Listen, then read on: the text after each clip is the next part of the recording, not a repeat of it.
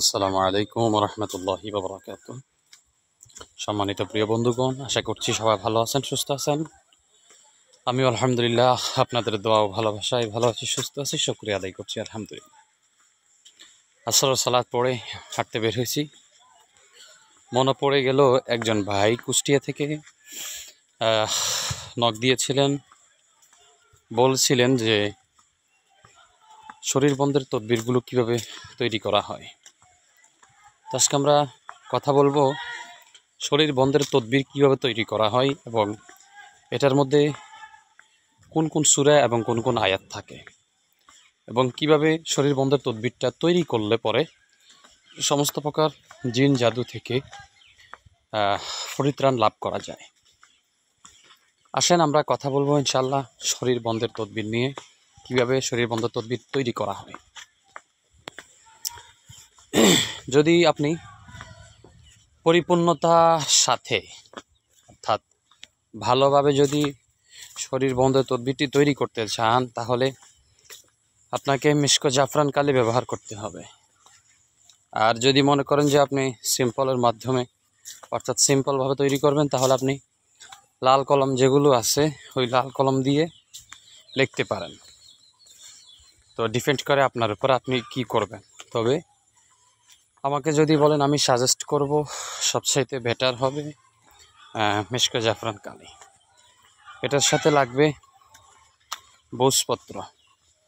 ভোজপত্র যদি না পান, তাহলে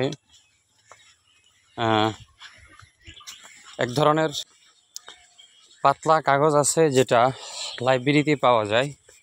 বড় লাইব্রেরি যেগুলো আছে সেগুলোতে পাতলা বরণের কাগজ পাবেন। সেখানে চলে যাবেন, সেখানে গিয়া আপনি কাগজ একটা নেবেন, একটা পেজ নেবেন একেবারে পাতলা আবরণের। তো সেটা নিয়ে সর্বপ্রথম সেটার উপরে বিসমিল্লাহ লিখবেন। বিসমিল্লাহ লিখে আয়াতুল কুরসি লিখবেন।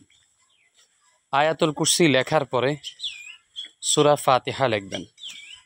প্রথমে বিসমিল্লাহ লিখবেন, এরপরে যা লিখবেন বিসমিল্লাহ ছাড়াই সব কিছু লিখবেন। তো আয়াতুল কুরসির পরে সূরা ফাতিহা লিখবেন। সূরা ফাতিহার পরে 4 কুল লিখবেন, অর্থাৎ সূরা ফালাক, নাস, ইখলাস, কাফিরুন লিখবেন। লেখার পরে সেহেল কাফ লিখবেন। আমার ভিডিওতে দেওয়া আছে সেহেল কাফ। সেহেল কাফ লিখবেন। সেহেল কাফ লেখার পরে সূরা ইয়াসিনের প্রথম এক মুবিন লিখবেন।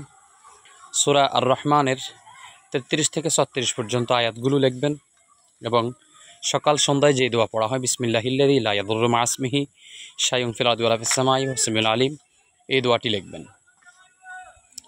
এরপরে আপনাকে লিখতে হবে সূরা বুরুজের শেষে যে আয়াতটা আছে, ইন্নাল্লাযীনা ফাতানুল মুমিনিনা ওয়াল মুমিনাতি সুম্মা লাম ইয়াতুবু ফালাহুম আযাবু জাহান্নাম ওয়া লাহুম আযাবুল হারিক, এই আয়াতটা লিখবেন।